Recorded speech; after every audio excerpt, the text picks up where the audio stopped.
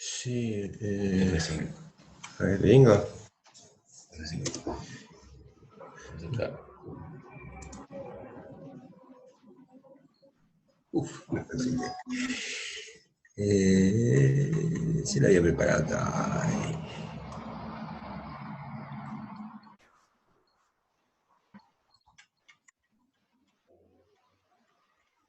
Buah. A lo mejor había que ponerlo desde la diapositiva actual, quizás.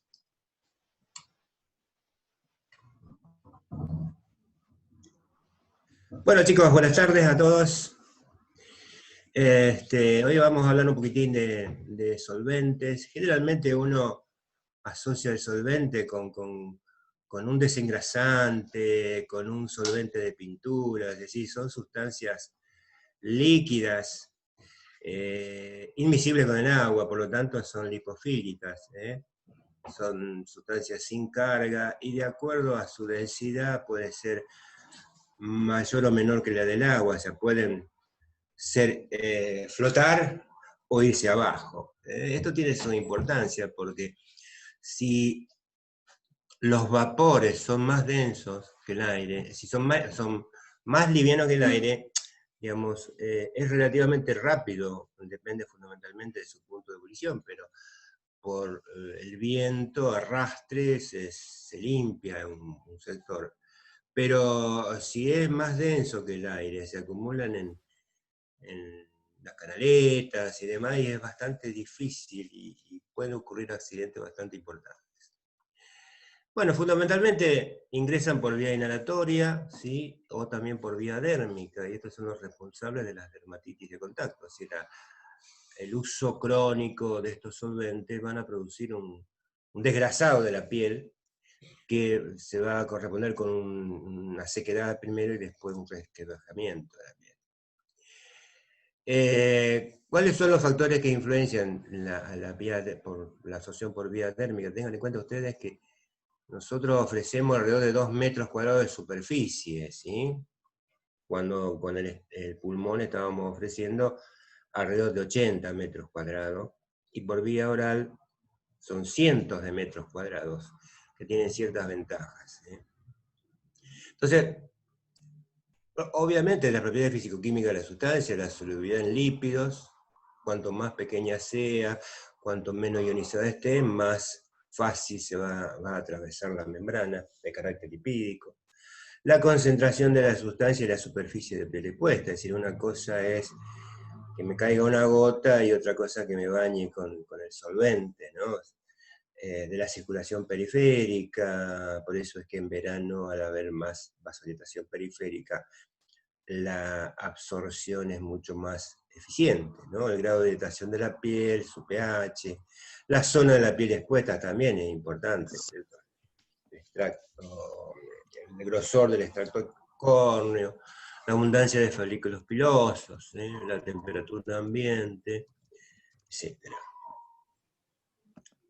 Con respecto a la parte de la piel, ¿no es cierto? Si uno le da un valor 1 al brazo de absorción, fíjense que la cabeza es 4 veces superior en la velocidad de absorción y el escroto es el que más capacidad de absorción tiene con respecto al valor 1 del brazo.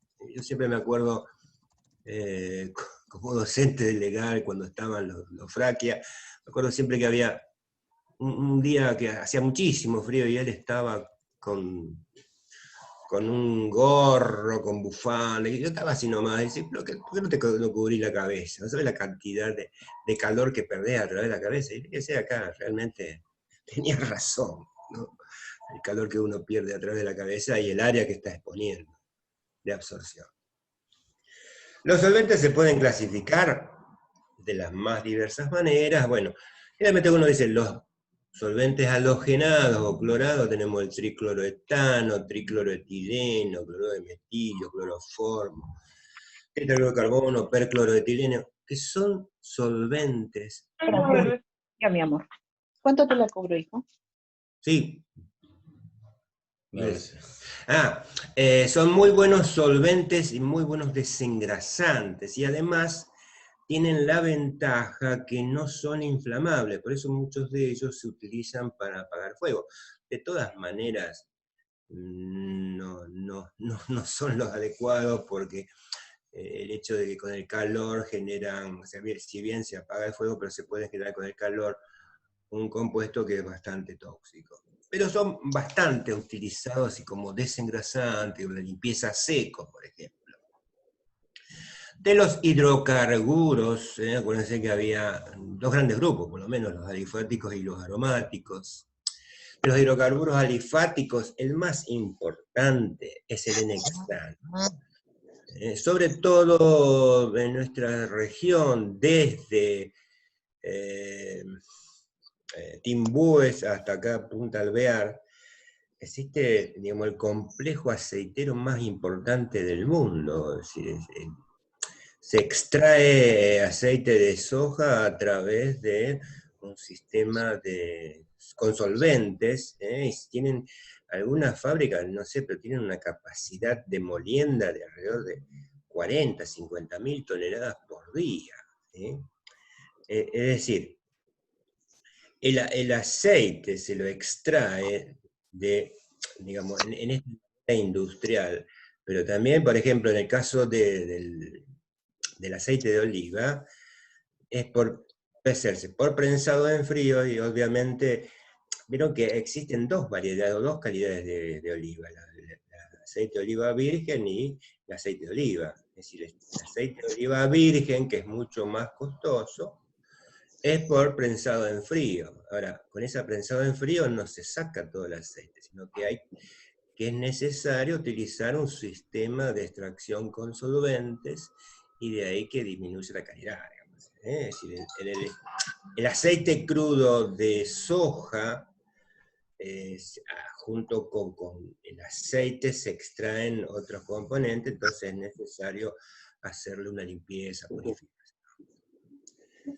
Los otros hidrocarburos, a los cuales nosotros llamamos BTX, carburos aromáticos, benceno, tolueno, sileno, etilbenceno, nataleno, son muy utilizados en la industria, no solamente como solventes, sino como materia prima para la elaboración de otros compuestos, de los plásticos, por ejemplo, de los detergentes catiónicos. Es decir, hay un montón de sustancias que se obtienen a partir de estas materias primas. También otro grupo importante de solventes son los alcoholes, glicoles, éteres, los cuales el metanol, etanol, propanol, butanol, etilenglicol, propilenglicol. Es decir, a medida que uno va aumentando el número de átomos de carbono, ¿sí? Metanol, etanol, propanol, butanol, los alcoholes se hacen cada vez más densos, ¿sí? Los glicoles, por ejemplo, para que tengan una idea, la glicerina es un glicol. Y la glicerina, vieron que tienen ese aspecto así, como de jarabe, grueso. Después hay ésteres, cetonas, la acetona, etilacetato, distintas cetonas como la metiletila, metilisubutila, metilenebutilcetona, que tienen muy buena capacidad disolvente de grasas, y también participan mucho como solventes de pinturas. Y hay otros, formaldehído, piridina, amidas, etcétera, que tienen distintas aplicaciones industriales. Realmente, cuando uno se refiere a los disolventes, son sustancias orgánicas de pequeño tamaño, estado líquido, lipofílicas, de volatilidad variable, carecen de carga eléctrica, son insolubles en agua. La lipofilia aumenta con el peso molecular, la volatilidad disminuye con el peso molecular. Nosotros vamos a ver que los hidrocarburos alifáticos tenemos carbono 1, carbono 2, carbono 3, carbono 4, o sea, metano, etano, propano, butano, son gases. a partir del carbono 5, pentano, hexano, heptano, etcétera, etcétera, son líquidos cuyo punto de ebullición va aumentando con el peso molecular, es decir, con el número de átomos de carbono, hasta carbono 16, carbono 17, que ya son sólidos, que serían los hidrocarburos parafínicos, la parafina. Propiedades comunes, son todos liposolubles, actúan sobre la piel, sobre el sistema nervioso central, de la misma manera que lo hace el alcohol, ¿no es cierto? Va a producir una depresión del sistema nervioso central con un estado previo de excitación, ¿sí? La inhibición de las inhibiciones. Pueden tener distintos usos, como combustibles, disolventes de pinturas, barnices, lacas, en la materia prima en la fabricación de plásticos, como solvente de adhesivos, de colas, ese del Popsiran, de la cola de carpintero para pegar los zapatos, etcétera, etcétera. Son distintos componentes que están vehiculizados en un solvente que cuando se evapora el solvente quedan, digamos, pegados, igual que la pintura. La industria textil y lavasecos, es necesario utilizar solventes que sean miscibles con el agua, que tengan un punto de ebullición lo suficientemente bajo como para que, digamos, quite la grasa y después se saque rápidamente.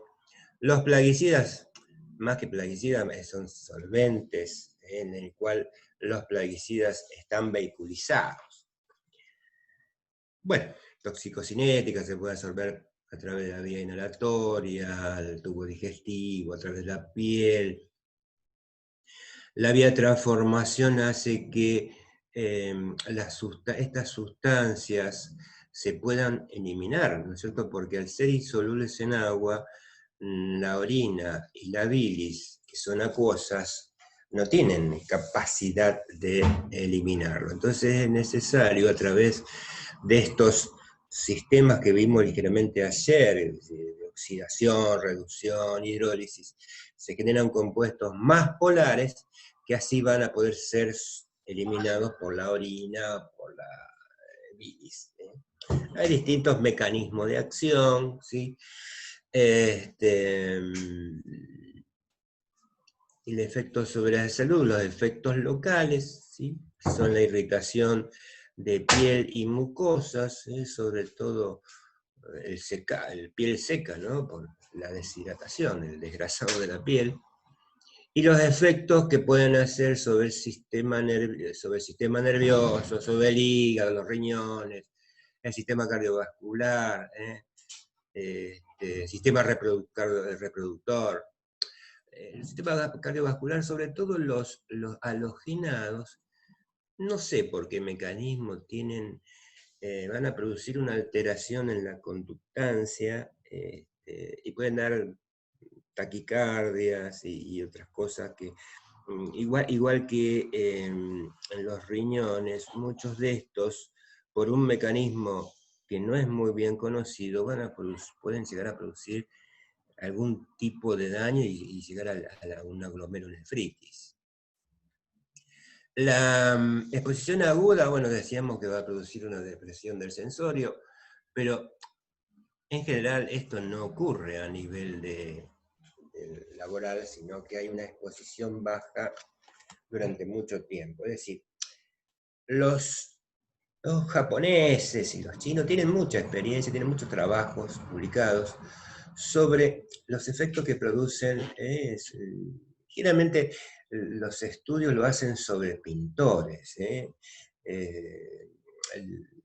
porque están continuamente expuestos a pequeñas contaminaciones con este tipo de solventes que son los vehículos de las pinturas, las lacas. Los que aplican las alfombras, digamos, generalmente, digamos, estos solventes son agradables al olfato, y digamos, cuando uno entra en un lugar donde han colocado una alfombra, generalmente es agradable, pero que con el tiempo desaparece, digamos, eso, ¿no? El dolor. Pero tengan en cuenta ustedes que los muchachos que están trabajando acá en la Chevrolet y aplicando las alfombras a los vehículos, están continuamente respirando en ese ambiente, ¿sí?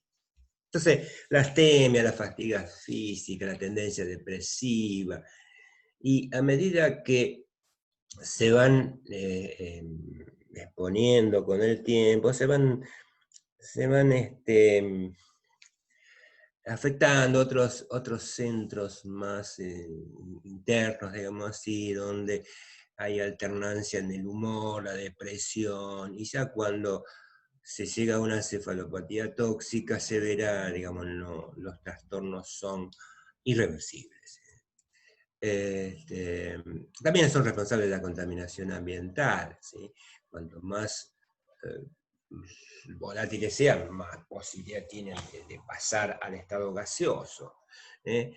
El viento lo diluye, lo dispersa a distintas partes del mundo, y esto es lo que yo le decía, la última parte, que es tener en cuenta la densidad relativa de los vapores, que cuando son más densos son más difíciles de descontaminar un área por el hecho de que se condensa en la parte superior, en las alcantarillas, en los túneles, y es distinto, es bastante difícil que sacarlo, digamos, ¿eh?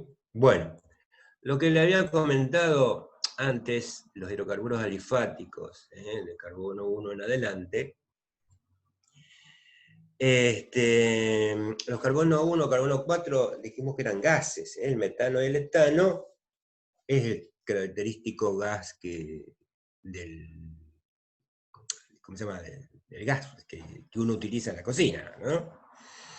Y el propano-butano son los gases que se encuentran en las garrafas, en los encendedores. Y estos gases son compresibles, o sea, a presión se licúan, de ahí el nombre de gas licuado.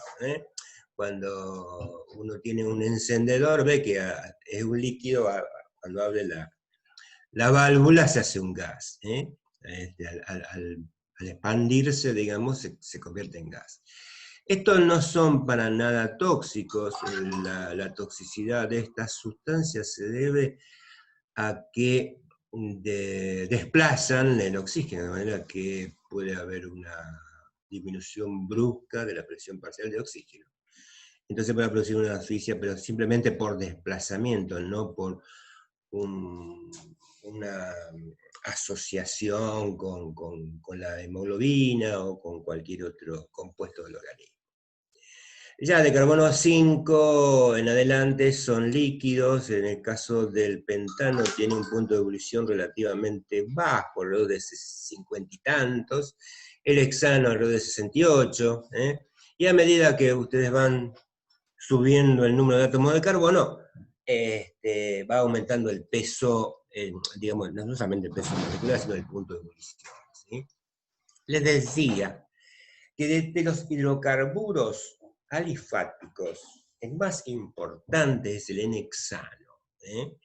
El hexano, sobre todo en esta zona, porque es muy utilizado para extraer el aceite de la soja. En estas compañías aceiteras que tienen una capacidad de molienda, no sé, 50, 60 mil toneladas de soja. Primero le hacen o sea, trituran, lo muelen para aumentar la superficie, lo extraen con el solvente, ¿sí? El solvente, digamos, después separan lo sólido, el solvente que tiene los aceites, van a otro lugar donde esas tolvas gigantes, digamos, producen la destilación, recupera el hexano para nuevas extracciones. Afortunadamente, todas estas grandes aceiteras que están en esta zona son muy recientes, muy nuevas. Entonces, las pérdidas de solvente, la contaminación ambiental por el hexano, la posibilidad de que los operarios se contaminen con el N-hexano son bastante bajas, porque en todos los controles que se hacen, en los cuales nosotros hemos hecho los monitoreos de el hexano en el ambiente, son valores muy, muy bajos. Es decir, porque el hexano, el interés, independientemente de preservar la salud de los operarios, tratas en lo posible de que no perder nada del hexano, porque debe ser un compuesto relativamente caro. Es decir, por el hecho de que tiene un punto de ebullición de 68 grados, hace que tenga, y además tiene un muy buen coeficiente de extracción de los aceites, es el solvente de elección en estas aceiteras, en estas plantas que producen aceite. Pero también ustedes ven ahí que solvente adhesivo, sobre todo de adhesivo en la industria del calzado, en la escuela para los zapateros, industria del calzado, la marroquinería, y esto, fíjense que se empezó a ver allá por el año 50, 60, que estos zapateros, los que tenemos cierta edad, nos acordamos que en la ciudad, cada 2 o 3 cuadras había un taller de calzado donde se reparaban los zapatos. Ahora en la actualidad no se los ve prácticamente.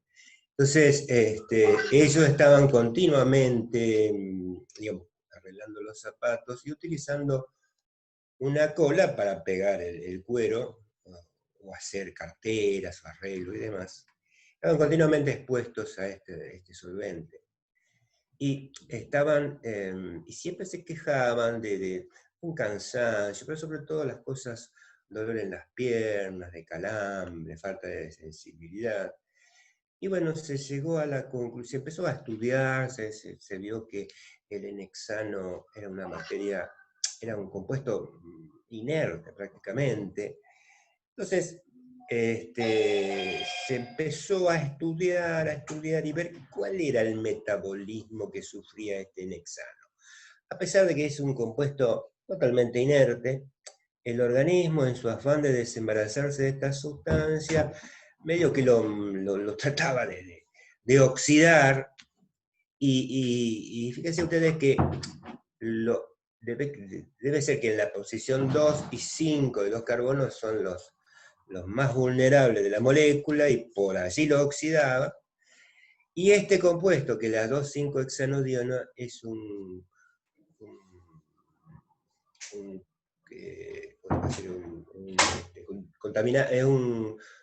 produce un daño de lo axonal, y sobre todo de los axones de los nervios largos.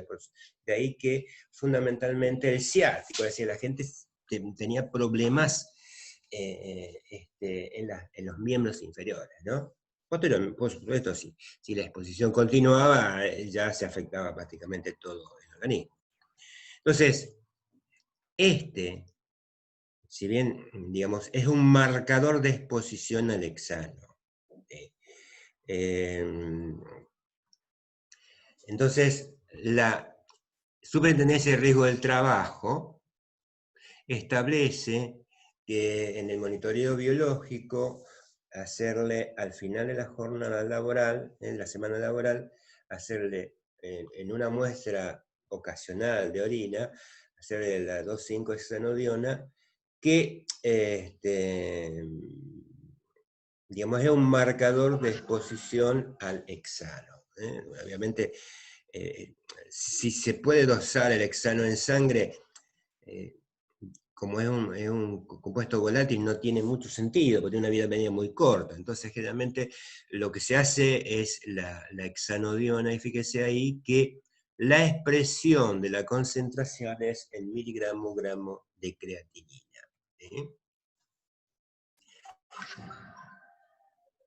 Otro gran grupo de solventes son los halogenados, es decir, los solventes como el cloroformo, diclorometano, tetracloruro de carbono, cloroetileno, percloroetileno, que uno lo asocia generalmente el tricloroetileno y percloroetileno con las para limpieza a seco, ¿no? En el caso del cloroformo, lo asociás como un gas, como un solvente anestésico. En general, no sé si ustedes han olido alguna vez el cloroformo. Estos solventes tienen un olor dulzón, ¿sí? Son muy agradables, de olor agradable, ¿eh? Están desprovistos de riesgo de inflamación, son excelentes desengrasantes, se puede utilizar como extintores de fuego, como refrigerante, como propelentes, ¿eh? Bueno, la toxicidad aguda es común a todos los solventes y depresores del sistema nervioso central, hepatotóxico, nefrotóxico, irritante cutáneo, irritante de vías aéreas superiores, todos son iguales, ¿eh? Ahora, en la crónica estamos hablando de hepatotoxicidad, glomerulonefritis crónica, neuropatía periférica, ¿eh? Algunos son cancerígenos. El tricloretileno es muy utilizado como solvente desengrasante. No tanto en el lavado seco de la tintorería, porque el que se utiliza es el percloroetileno o tetracloroetileno. ¿Sí? Pero sobre todo como desengrasante de piezas metálicas, ¿no? Del calor de fuego, adhesivo. Y bueno, en la intoxicación aguda, fíjense, depresor del sistema nervioso central, necrosis hepática, necrosis tubular. El tricloroetileno se metaboliza a ácido tricloacético, entonces el marcador de exposición sería el ácido tricloacético en orina, ¿sí? Ustedes no sé, habrán escuchado alguna vez quizás que la IARC es la Instituto de Investigación de Cáncer, que es una división de la Organización Mundial de la Salud que divide o clasifica las sustancias en 4 grandes grupos, es decir, están la 1, que son los cancerígenos humanos, ¿sí? La 2, que son probable cancerígeno humano, 2A, 2B, posible cancerígeno humano, la 3, que son no clasificables como cancerígenos, y hay solo una sustancia que es no cancerígena, ¿sí? Entonces, en el grupo 1 están los cancerígenos humanos, ¿sí? No hay duda de que lo sean. Acá están el benceno, el arsénico. Sabemos que son cancerígenos y que hay evidencia muy amplia sobre los efectos en el humano del uso de estas sustancias. El arsénico, la aflatoxina, no sé, hay un montón de sustancias que suelen estar clasificadas en el grupo 1.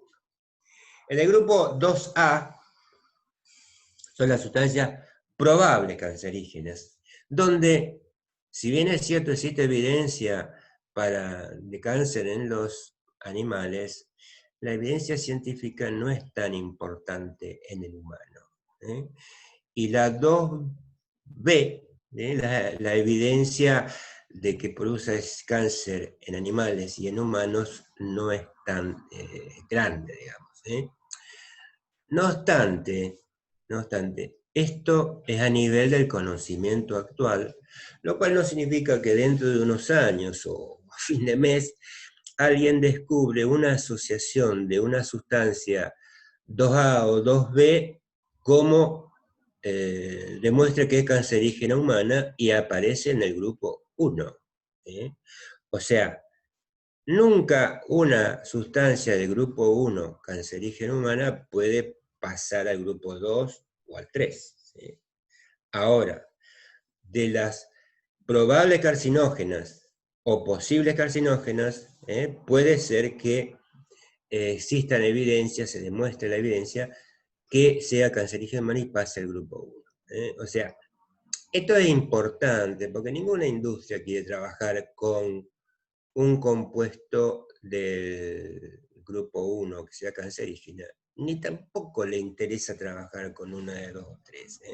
Lamentablemente, a veces se hace necesario trabajar con este tipo de solventes, entonces, en lo posible uno trata de limitar la exposición y de sustituirlo por alguna otra cosa. ¿Sí?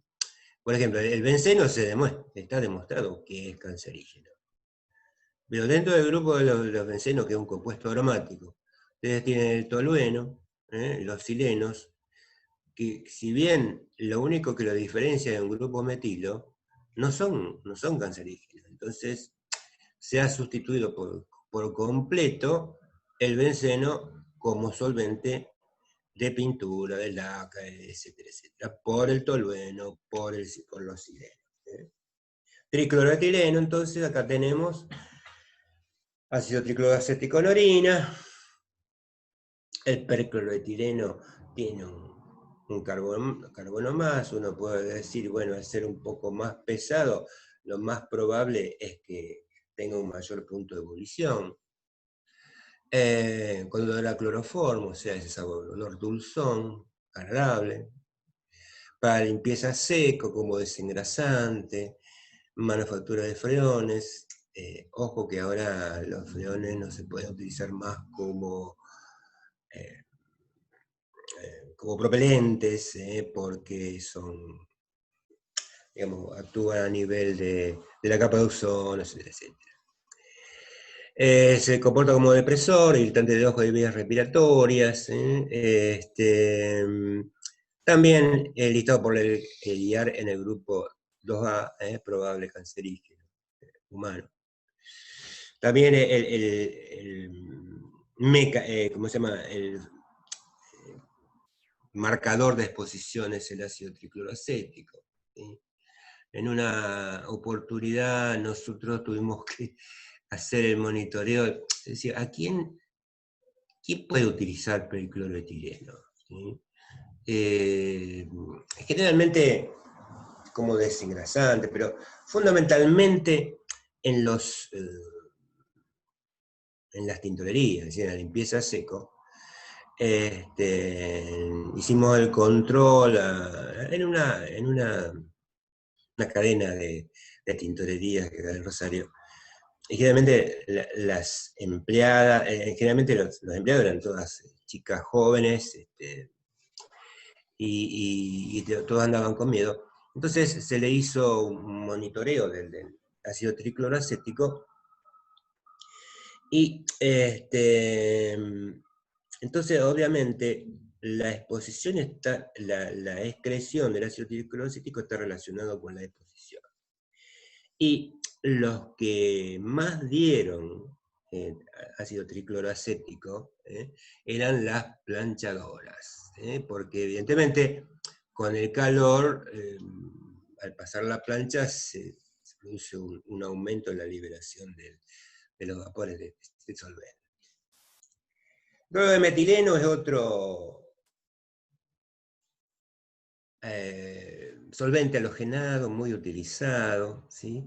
Ha reemplazado al cloroformo porque no es cancerígeno, ¿sí? Para nada. Es bastante volátil, ¿sí? Y se utiliza como propelente de aerosoles. Intoxicación alguna, bueno, como todo, depresor del sistema nervioso central, embriaguez, incoordinación. Y acuérdense que produce su metabolización monóxido de carbono, que entonces el monitoreo biológico va a ser la determinación de monóxido de carbono y hemoglobina al final de la jornada laboral. ¿Sí? Fíjense que dice listado en la IAR en el grupo 2B, posible carcinógeno. Tetacloruro de carbono, todo esto, digamos, es histórico. Uno sabe que el tetracloruro de carbono es decir, el prototipo de hepatotóxico, de sustancia hepatotóxica. Entonces, se ha dejado de utilizar en la industria, salvo en muy contados casos, como limpieza seco y todo esto, digamos, ha sido reemplazado obviamente por percloretileno y todo eso, ¿no? Se limitó muchísimo en la actualidad y tiene una vida media bastante larga, y obviamente la toxicidad del tetracloruro de carbono se ve aumentado por el alcohol, fundamentalmente por el efecto del alcohol hepatotóxico se suma al efecto hepatotóxico del tetracloruro de carbono. Cloroformo, digamos, como olor agradable, no irritante, sabor dulzón. Tiene no tantas aplicaciones en la industria, ¿sí? Sobre todo se utiliza en algunos laboratorios bioquímicos. Pero como todos los solventes de este tipo van a producir hepatotoxicidad, nefrotoxicidad. Y dentro de los alcoholes, los que tienen una función alcohólica o una función cetona, ¿sí? Hay varios y tienen muchos usos industriales, ¿sí? Tengo el metanol, el etanol, el propanol, isopropanol, butanol. Muchos de esos se utilizan como combustible, ¿sí? El metanol es el primer alcohol de la cadena, digamos así. Es muy parecido en cuanto al color, el olor, es mucho más volátil que el etanol. El etanol tiene un punto de ebullición de alrededor de 78, 80 grados, este tiene un punto de ebullición de 68. Se obtiene por síntesis química, fundamentalmente. No sé cómo hacen para destilar la madera, siempre lo he visto así. Pero sobre todo es muy fácil de sintetizar, de obtenerlo a partir del gas, el gas domiciliario, porque el metano, por una simple oxidación, va a generar el metanol. Se utiliza como alcohol de quemar, es decir, también como para limpieza. El alcohol de quemar es alcohol desnaturalizado, ¿sí? El alcohol se puede utilizar como combustible, se puede utilizar como medicamento, digamos, como alimento para la elaboración de bebidas alcohólicas, ¿sí? Pero el alcohol metílico es muy tóxico, entonces es mucho más sencillo utilizar el alcohol metílico como solvente o como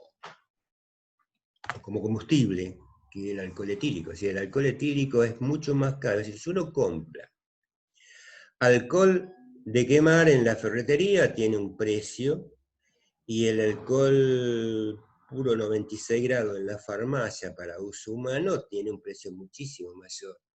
Esto porque tiene muchos numerosos impuestos internos que, porque el alcohol se puede utilizar, digamos, como alimento. Entonces, ese alcohol desnaturalizado, el alcohol de quemar, es una mezcla de alcohol metílico, etílico, algunas otras cosas, un colorante, por ejemplo, que el azul de metileno, creo que el que le da el color azul, con tal de desnaturalizarlo, para no poder usarlo como alimento. No obstante, el alcohol metílico, que es mucho más barato, algunas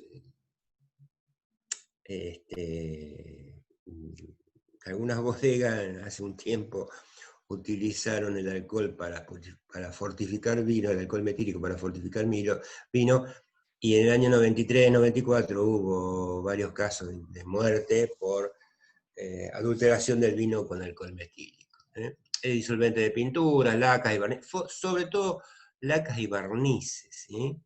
Y también se utiliza como materia prima para la elaboración de algunas otras cosas. ¿Cuál es la toxicidad? Todos los alcoholes van a sufrir una oxidación por el alcohol de hidrogenasa que lo va a transformar en un aldehído, y ese aldehído es el sustrato de la aldehído de hidrogenasa que lo va a transformar en un ácido. ¿Sí? El alcohol etílico va a formar el acetaldehído, el acetaldehído va a producir el acético entra al ciclo de Krebs, se quema dióxido de carbono y agua con producción de energía.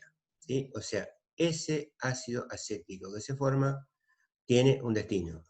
En el caso del metanol, la toxicidad se debe a este producto de metabolización y no al metanol. ¿Sí? O sea, el ácido fórmico en los primates no tiene destino, se empieza a acumular, entonces produce una acidosis metabólica muy importante, ¿sí? Que termina con la vida de los pacientes. Digamos.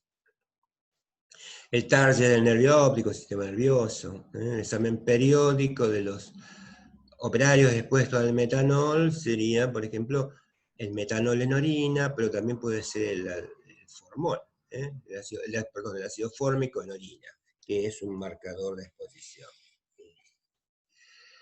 Dentro de los alcoholes están los glicoles, que sería un alcohol doble, digamos así, a ver si tengo la fórmula acá. Digamos, sí, el metanol sería sin esto. Cuando tiene dos, un diol, sería un glicol. ¿Qué usos tienen? Los glicoles, en general, no es tan... Yo estimo que, porque tiene un punto de evolución alto, las intoxicaciones desde el punto de vista laboral son muy poco frecuentes. Yo diría que, salvo una intoxicación accidental o intento de suicidio, por ejemplo, qué sé yo, dicen que los presos, su afán de tomar algo fuerte, suelen diluir el líquido de frenos, no sé, hay situaciones en donde, por ejemplo, se dice que la pastilla loca, algo así, donde mezclan distintas pastillas, líquido de frenos, líquidos hidráulicos, como anticongelantes, para disminuir la presión, el punto de fusión del agua. Como solventes también de tintas, algunos de pinturas también, aquellas que tienen un aspecto cremoso. Ya que desde el punto de vista laboral no es tan importante. Acá el tema, al igual que en el caso de la intoxicación por metanol,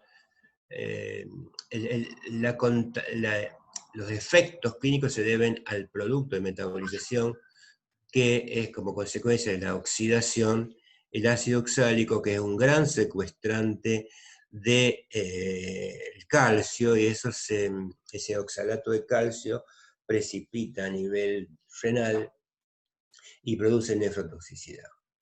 Allá por el 93-94 también hubo una intoxicación importante a nivel país, donde hubo alrededor de 30 muertos por el famoso propóleo, ¿no?, de laboratorios Wilén, donde no se sabe bien si fue un atentado o una confusión.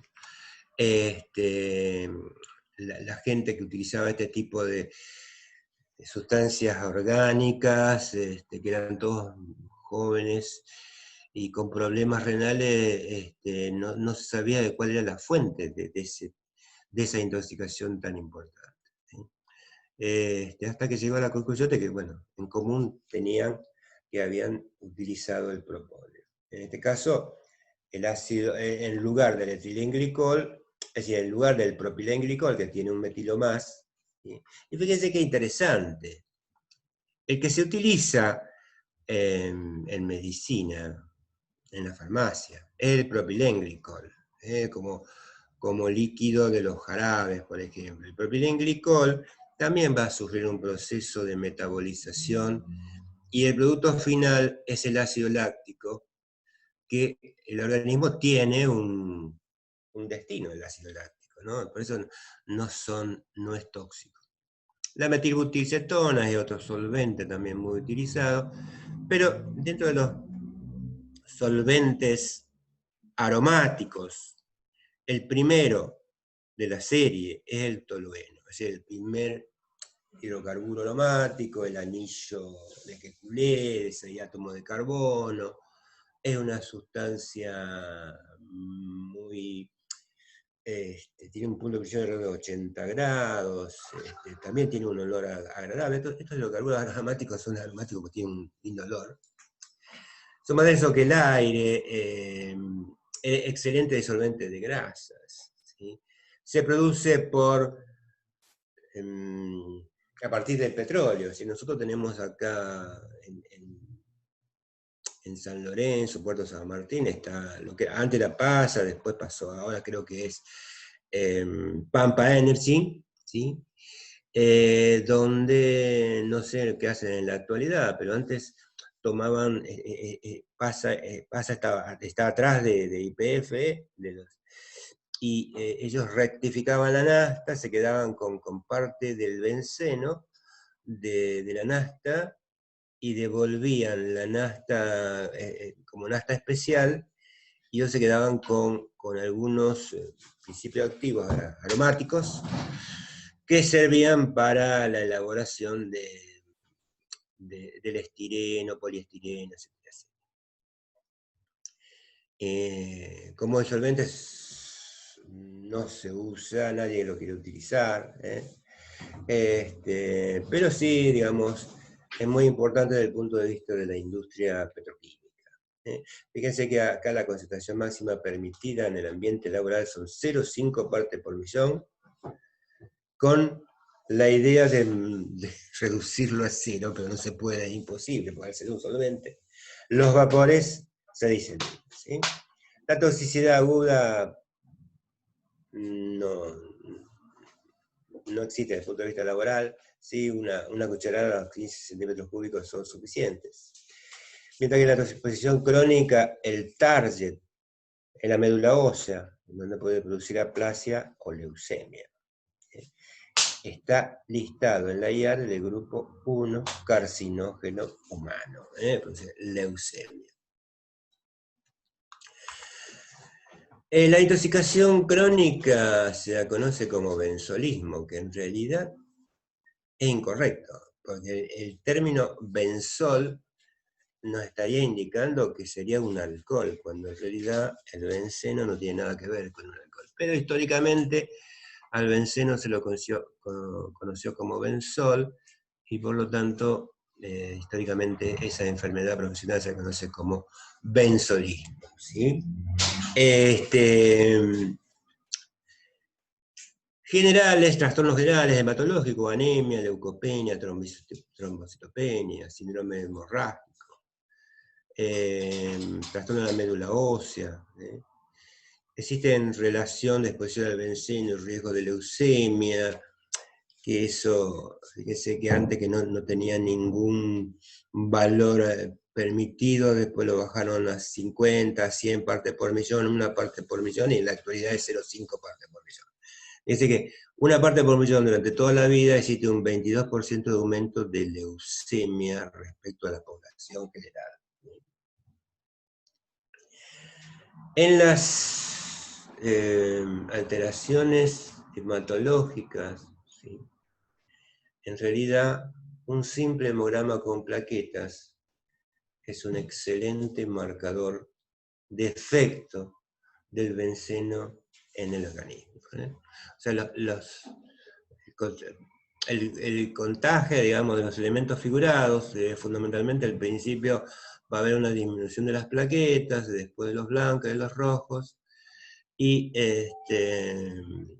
bueno, después se va a transformar en una aplasia o en una leucemia, ¿sí?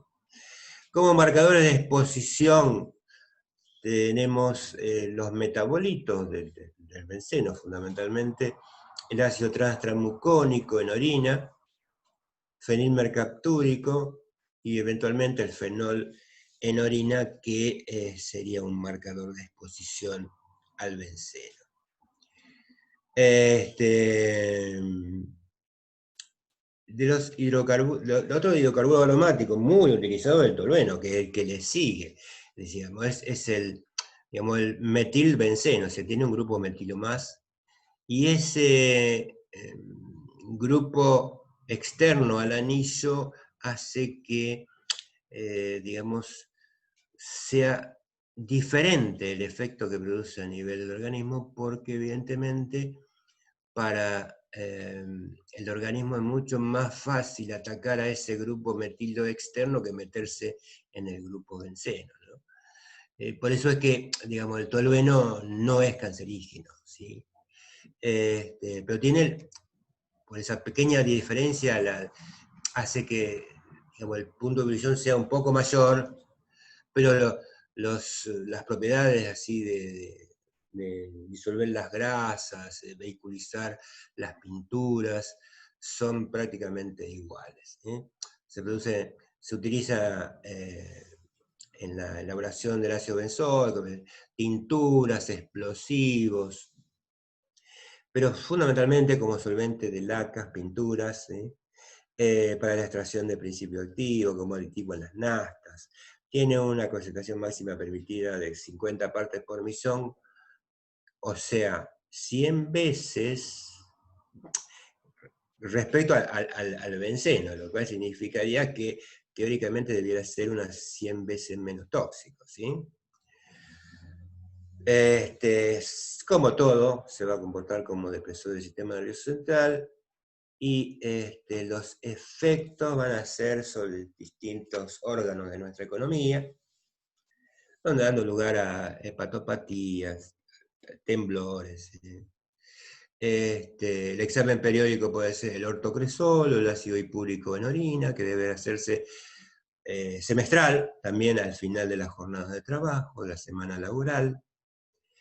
Los silenos y etilbenceno es otro de los hidrocarburos aromáticos muy utilizados como solventes de pinturas, por ejemplo, de los solventes de plaguicidas, porque la mayoría de los plaguicidas son todos lipofílicos, por lo tanto no se van a disolver en agua, sino que se van a disolver en un hidrocarburo, ¿sí? El hidrocarburo que más se utiliza es el sileno. También se utiliza muchísimo como diluyente de las pinturas, como solventes de las colas. El explosivo, el trinitotolueno, por ejemplo, ciertos perfumes artificiales, los plásticos, tienen muchas aplicaciones, no solamente como solvente, como desengrasante, sino como materia prima para la elaboración de otros productos.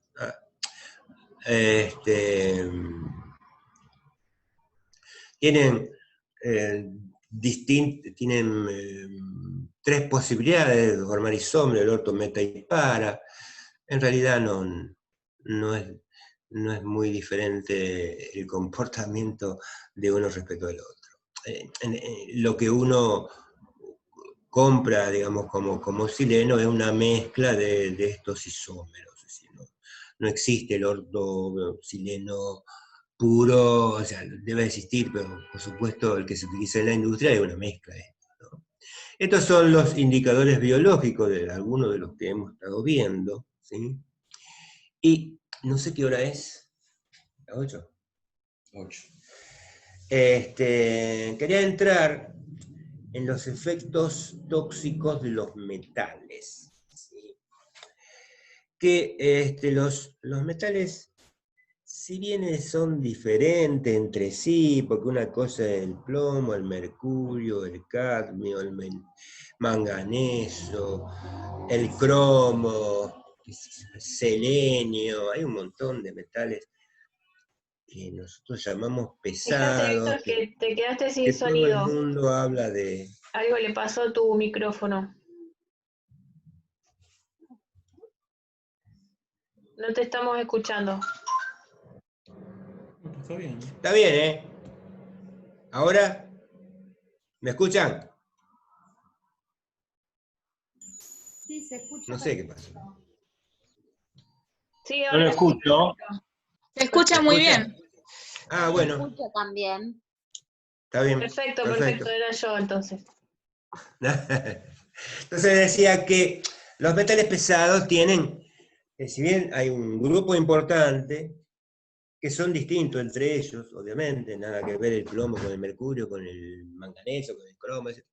Pero tienen cosas en común y que, digamos, la podemos resumir en estas 5 o 6, que son tóxicos acumulativos. Normalmente las intoxicaciones se deben, son crónicas, es decir, excepcionalmente hay una intoxicación aguda. Es decir, es la exposición a bajas dosis durante mucho tiempo que es la que puede tener un operario que está trabajando en una industria. Tienen una gran avidez por los grupos sulfurilos, lo cual hace que, vieron que los sulfurilos, los aminoácidos, hay aminoácidos como la cisteína, la metionina, la cistina, que son aminoácidos que tienen grupos sulfurilos. Entonces, como tienen esa avidez por esos grupos sulfurilos, se pegan a proteínas ricas en este tipo de aminoácidos, o pueden unirse al centro activo de una enzima que tiene este tipo de aminoácidos y la inactivan.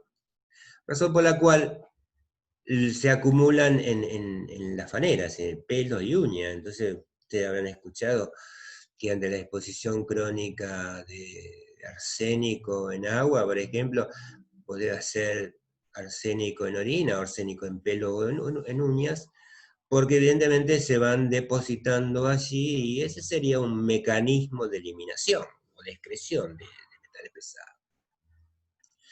La otra cosa que comparten es que tienen varios estados de oxidación, en la mayoría de ellos.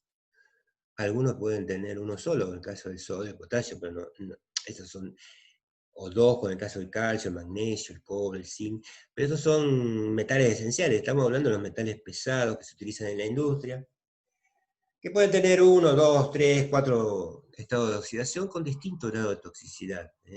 Una cosa es el arsénico como arsenito, como arseniato, el plomo 2 o plomo 4, el manganeso, el cromo tiene varios estados de oxidación, el cromo 3 es esencial para nuestro organismo, pero resulta que el cromo 6 es cancerígeno. Entonces, tienen distintos estados de oxidación con distintos grados de toxicidad.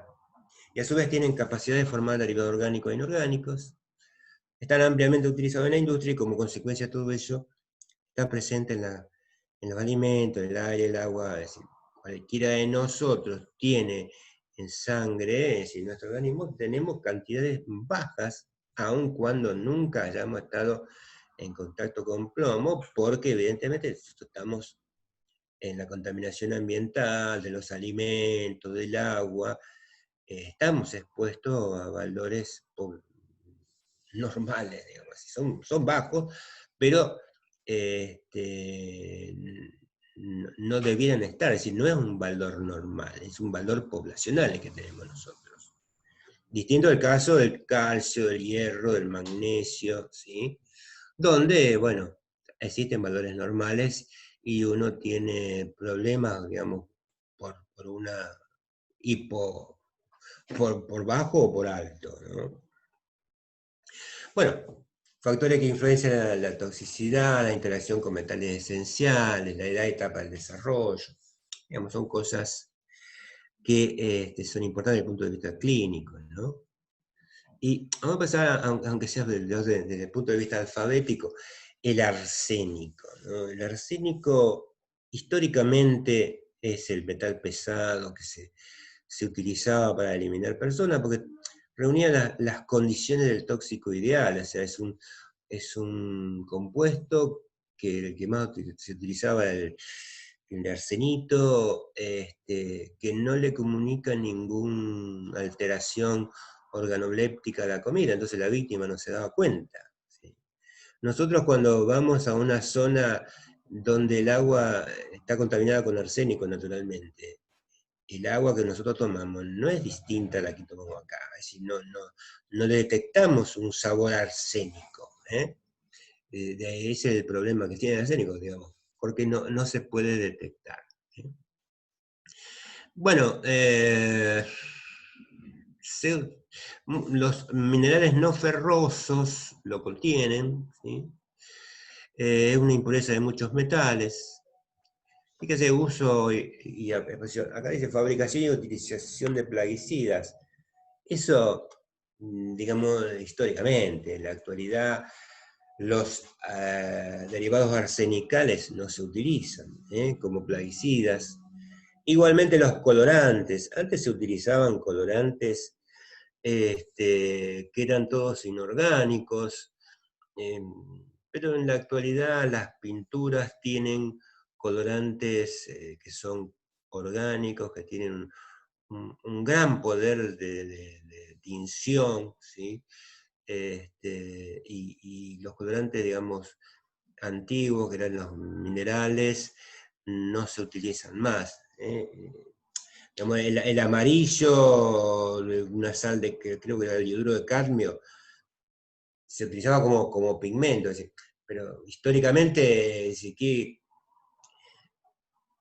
Van Gogh, por ejemplo, el color amarillo de los girasoles lo obtenían con ese pigmento. Entonces, existen descripciones de intoxicaciones, de pintores, de artistas, a través de los colorantes que ellos utilizaban, porque antes estos colorantes modernos, actuales, no se conocían, entonces utilizaban todos esos pigmentos que eran generalmente óxidos, sales de metales. Por ejemplo, el cromato de plomo amarillo, vos tenés cromo y tenés plomo como metal pesado. ¿Sí? En la industria del vidrio, en la industria electrónica, muy utilizado en la industria electrónica, porque el arseniuro, no sé, se utiliza bastante, es un componente fundamental en la industria electrónica. La fuente de exposición, bueno, fundición del mineral no ferroso, es un contaminante de casi todos los minerales. Y ustedes ven acá, producción de ácido sulfúrico. Nosotros hasta 2 años atrás, ¿se acuerdan? Estaba Sulfacid, que después fue Arcsin, que acá en Fray Luis Beltrán. ¿Sí? Era una industria que se dedicaba a la elaboración del ácido sulfúrico y también a la producción de zinc, con un mineral que traían de las minas de Sierra Aguilar en Jujuy, el norte. ¿Sí? Decíamos que tienen distintos grados de oxidación, entonces la arsina es un gas que se produce en medio ácido. Y bueno, la fuente no ocupación del agua, el alimento del mar y demás. La intoxicación aguda no tiene nada que ver con lo crónico. Acá acuérdense que la intoxicación arsenical producía una serie de aumento de las secreciones y diarreas y vómitos profundo con un desequilibrio hidroelectrolítico que lo terminaba matando al sujeto. Es un cancerígeno, es decir, la exposición a bajas dosis durante mucho tiempo va a producir un cáncer que puede ser de piel, puede ser de hígado, puede ser de riñón, puede ser de pulmón, depende de la vía de ingreso. Y está clasificado como cancerígeno humano, del grupo 1. Acá está la exposición crónica, está listado, bueno, de lo que dijimos antes, cáncer de piel. Digamos, en las zonas endémicas con arsénico, que ahora vamos a ver algunas cosas, que en agua, que va a producir esa intoxicación crónica conocida como acre, ¿sí? Nuestro país tiene amplias zonas que están con aguas que tienen cantidades excesivas de arsénico, no por actividad humana, sino porque nos tocó en suerte suelos ricos en arsénico, ¿no?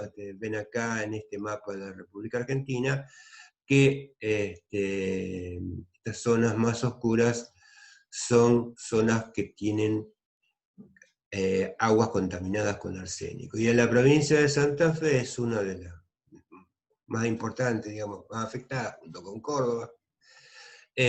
Parte de Salta, de Tucumán, Santiago del Estero, algunas zonas de Buenos Aires, donde fíjense que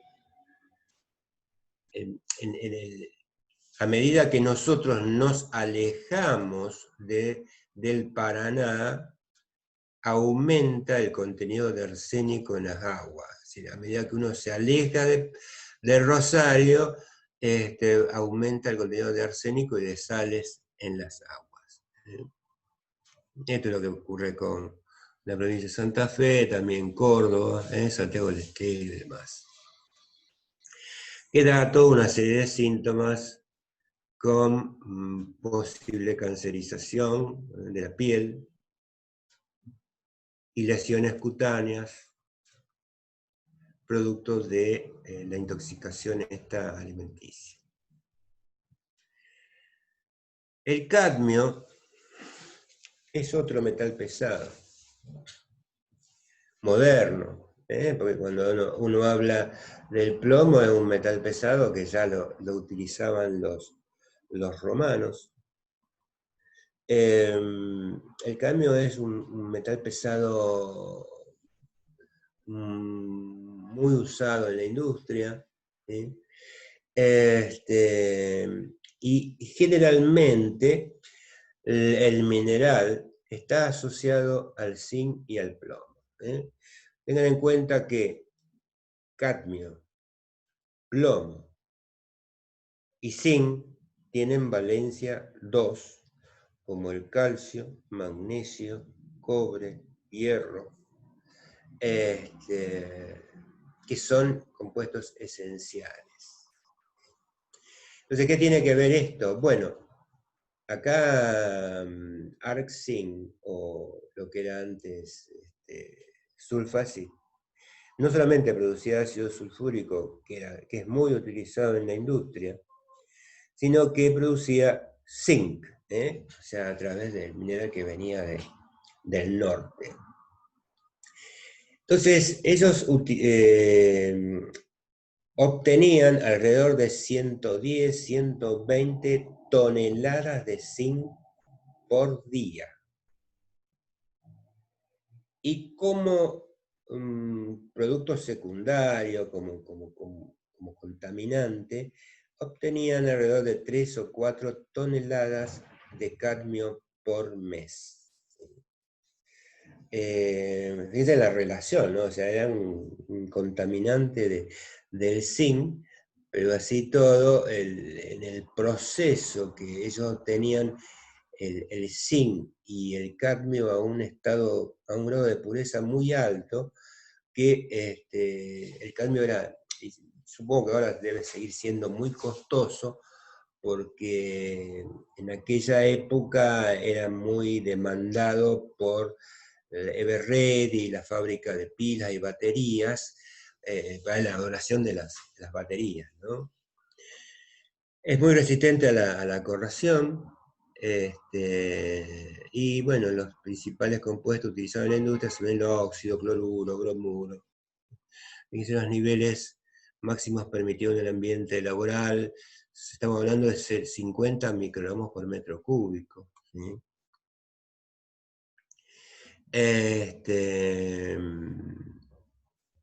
Uso y exposición, cadmiado de metales, aleaciones con cobre, pigmento para pintura, obviamente prohibidísimo el uso de los pigmentos a base de cadmio, en la industria atómica, en la industria del plástico. La intoxicación aguda, como la mayoría de las cosas que ocurren en medicina laboral, no digo que no exista, pero es muy poco frecuente. El cadmio es el prototipo de tóxico renal, ¿sí?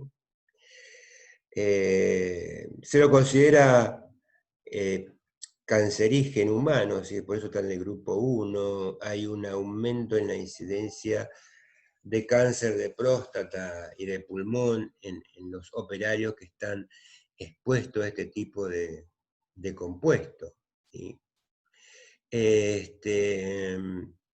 Y fíjense, al principio dijimos que estaba relacionado con la exposición, más que exposición, a la alimentación, es decir, los compuestos esenciales podían alterar o aumentar la toxicidad de un compuesto.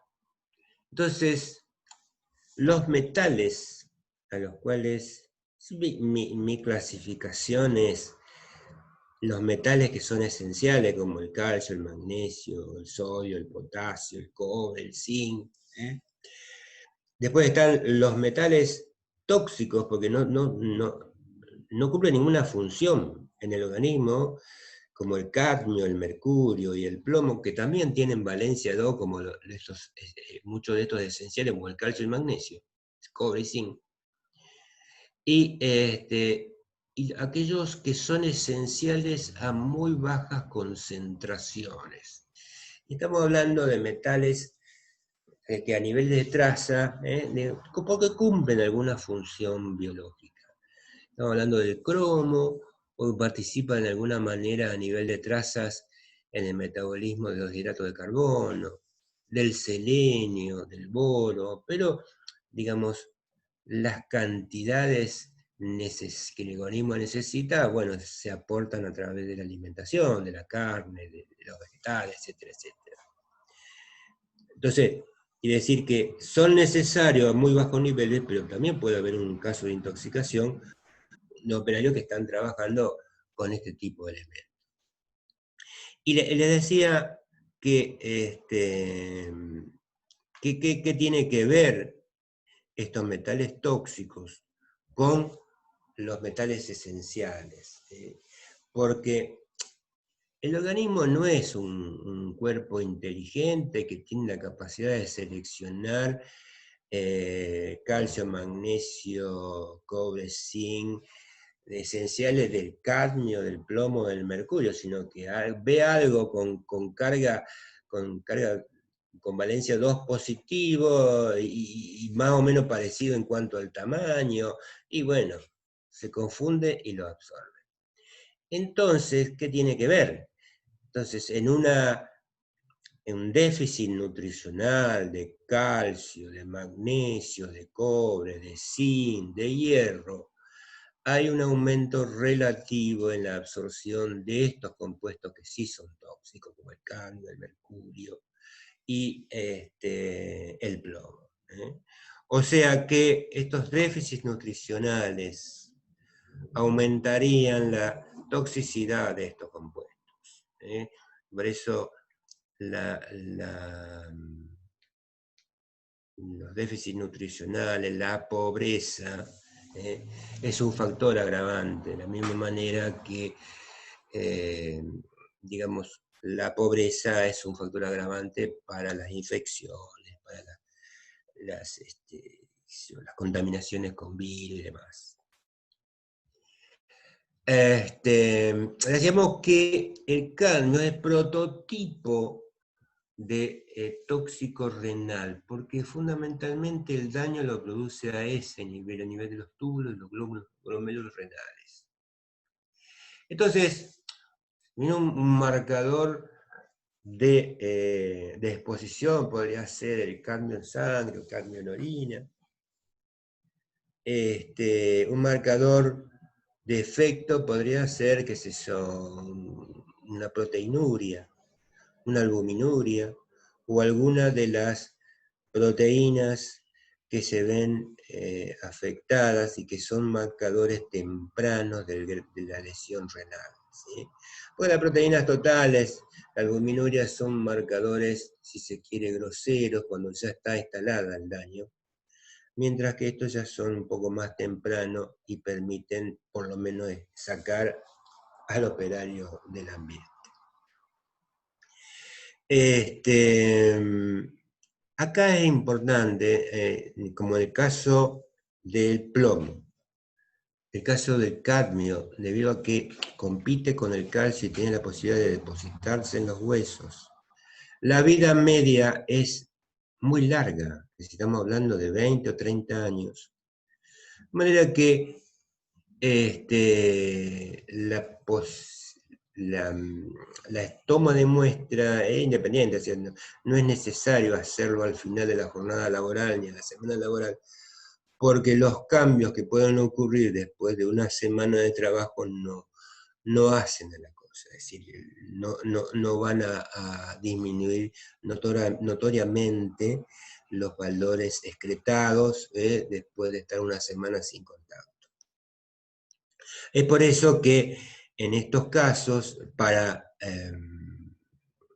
eliminarlo, es necesario el uso de quelantes, es decir, de compuestos que sean capaces de formar complejos y así acelerar la excreción de estos metales que están depositados en los huesos en otra parte. El organismo, en su afán de defenderse de esta noxa, genera, y debido a la propiedad que tienen estos metales pesados de generar, de tener una gran afinidad por los grupos sulfídicos, genera una proteína de bajo peso molecular, que prácticamente el 30 o 40% son aminoácidos azufrados del tipo de la metionina, cisteína, cistina. De manera que, digamos, esta proteína tiene una gran cantidad de grupos sulfitilos capaces de bloquear, de formar un complejo estable, de manera que, digamos, el riñón, el hígado, que son los principales fabricantes, quedan retenidos allí por un tiempo bastante prolongado, ¿sí?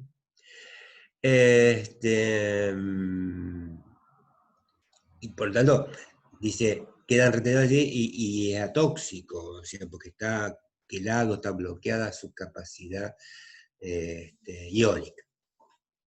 Y después, bueno, cuando se supera la capacidad, esa concentración crítica, se puede volver tóxico.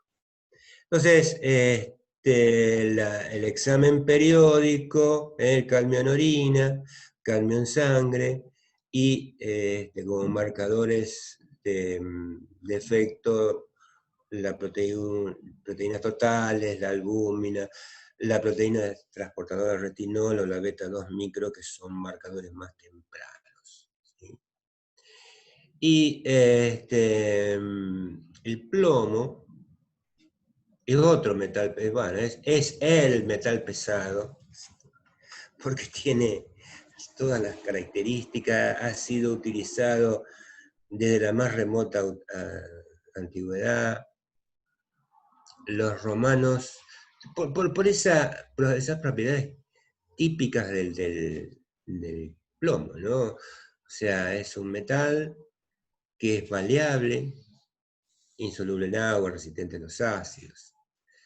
Y fíjense, punto de evolución 1740, pero tiene un punto de fusión de 327 grados, lo cual no se requiere de un alto horno para fundirlo.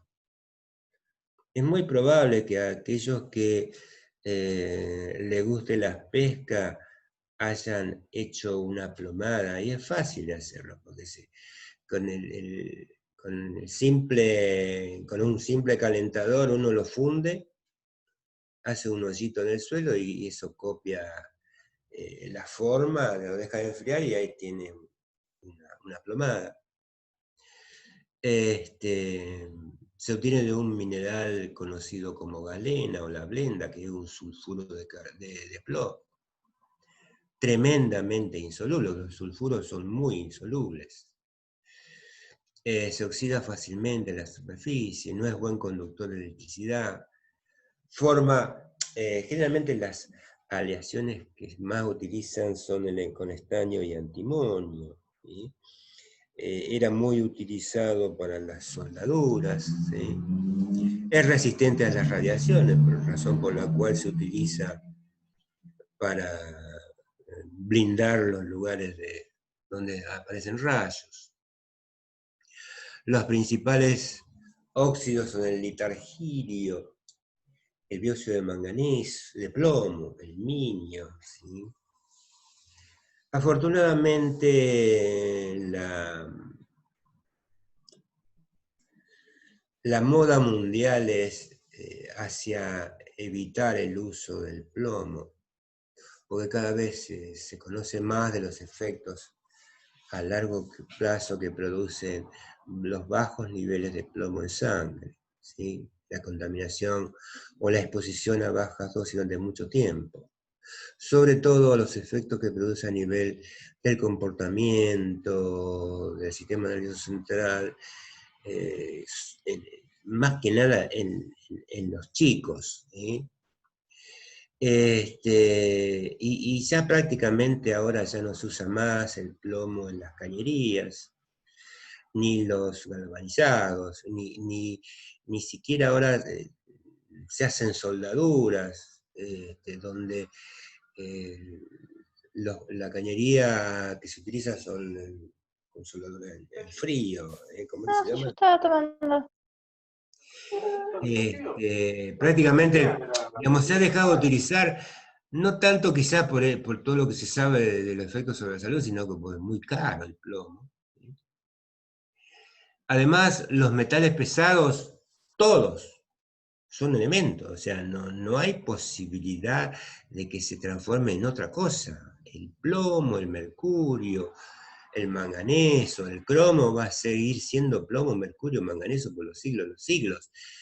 No es un compuesto orgánico que en un año, en un mes, o en un siglo, o en 500 años se puede llegar a transformar en un compuesto dióxido de carbono más agua, pues el hidrocarburo, por ejemplo. Incluso existen ahora microorganismos capaces de metabolizar este tipo de compuestos, ¿sí? Pero, digamos, estos son elementos, es decir, van a seguir siendo estos elementos por siempre, ¿sí? Entonces, hay una tendencia mundial hacia el eliminar o disminuir el uso del plomo. Como pigmento antes se utilizaba la cerusa o el blanco de plomo, Mulhouse, el cromato de plomo muy utilizado, fíjate el color amarillo, el minio como pintura antióxido, ¿sí?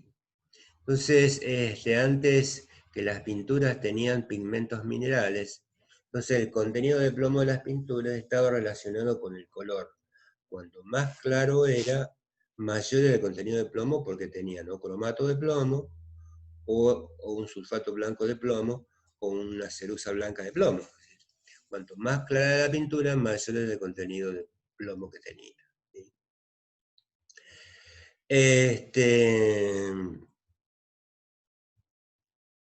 Bueno, la fuente de exposición desde el punto de vista laboral, la minería del plomo, del zinc, la fundición mineral, la recuperación de la chatarra, la fábrica de acumuladores de cables y de alambres. Afortunadamente ahora los acumuladores vienen con batería seca y demás, pero a pesar de todo, acá en Rosario había varias fábricas de acumuladores, ¿sí? O más que fábrica eran armadurías de acumuladores, ¿sí? La reparación de radiadores, la fabricación de balas, ¿sí? Los pigmentos para pinturas, barnices. En esto, digamos, históricamente, los pigmentos ahora para pinturas generalmente son orgánicos. Respecto a la fabricación de balas, la mayoría de los países desarrollados prohíben el uso de municiones a base de plomo, porque es responsable de la contaminación ambiental. Ahora las municiones son de acero o de hierro, porque, no sé, cada cartucho debe tener, no sé, entre 5 y 10 gramos, y no todas esas municiones van a, a terminar en la presa, es decir, en la perdiz o en la liebre, sino que la inmensa mayoría van a quedar en el suelo y eso va a dar lugar a una contaminación ambiental. Entonces, eso que en un tiempo lo había leído, decía que es ridículo que eso, pero en un coto de caza o en lugares donde está permitida la caza, por ejemplo, en el norte de la provincia de Santa Fe, hay una zona de arrozales y como consecuencia de los arrozales hay una plaga de patos, porque los patos tienen, es decir, los arrozales son campos inundados, los patos van por el agua y tienen ahí a disposición el arroz. ¿Verdad que era una plaga importante? Entonces se permitió el uso para cazarlo, ¿no? Y bueno, eso dio lugar a contaminación del suelo, entonces tuvieron que limitarlo bastante. Y esto es la parte de no laboral, es decir, nosotros cómo nos podemos contaminar con plomo. Bueno, pues eso, a través de la ingestión de agua, alimentos contaminados, sobre todo los enlatados, los retención de proyectiles en el organismo, sobre todo en los chicos que tienen el hábito de pica, es decir, el hábito de llevarse cosas a la boca, y los chicos tienen una mayor capacidad de absorción respecto al adulto, o sea, casi 10 veces más que el adulto de absorción. La presión crónica son talleres, bueno, toda nuestra economía está de alguna manera afectada, el sistema nervioso central periférico, las gonadas, el riñón, no, no está catalogado como cancerígeno, incluso es posible cancerígeno para el humano. Los signos y síntomas de la intoxicación crónica, los gastrointestinales, el clásico es el cólico saturnino, caracterizado por un dolor intenso a nivel del bajo vientre, que cede a la presión, ¿sí? Es un cólico seco, muchísimo dolor, sabor metálico, ¿sí?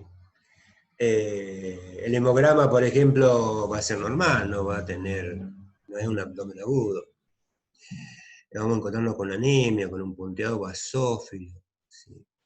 La encefalopatía, neuropatías periféricas, es decir, pérdida de esfuerzo en la mano, es decir, el dedo, la mano en cuerno, la mano péndula, es decir, pérdida de fuerza paulatina, ¿sí? Trastornos endocrinos, anormalidad del ciclo menstrual, infertilidad, aborto, alteraciones del espermograma, incluso la vieja ley del trabajo, la 9688, que creo que es de 1920 y tantos, sin saber todas estas cosas. Se prohibía el trabajo de menores de 16 años y de mujeres en edad fértil en estos trabajos que estaban en contacto con el plomo. O sea, ya se presumía que había algún tipo de alteración en el ciclo menstrual, infertilidad. También, y esto lo dice, yo lo he visto incluso en la bibliografía, y también lo dice el doctor Albiano cuando comenta que también alteración en la libido, que generalmente digamos, son chicos jóvenes en un ambiente así muy machista, no lo van a declarar ni nada por el estilo, pero hay algún tipo de alteración a ese nivel. Entonces, es una anécdota, ¿no? De todas las cosas que uno le ha pasado durante toda su etapa profesional. Le decía a la chica que sacaba sangre, cuando venían los pacientes así para controles de plomo, digo, preguntarle si tiene alteración en la libido, etcétera, etcétera.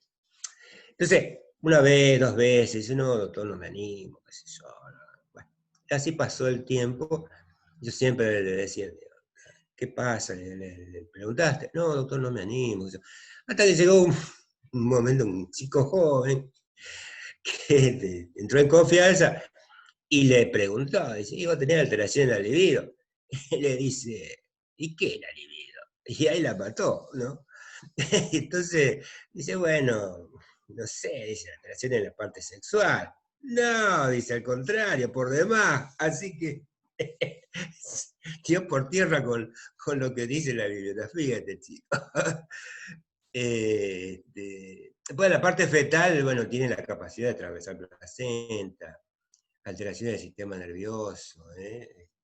Los chicos son muy vulnerables y todos los daños que producen a nivel del sistema nervioso central son bastante irrecuperables.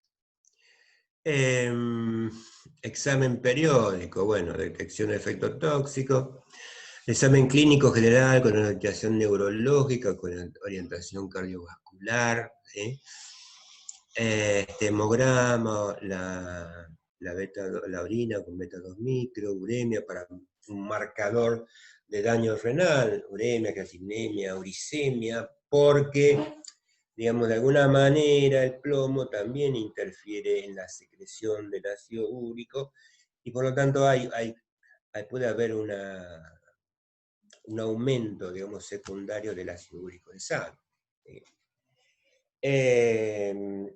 La Superintendencia de Riesgos del Trabajo sugiere hacer controles de plomo como marcador de exposición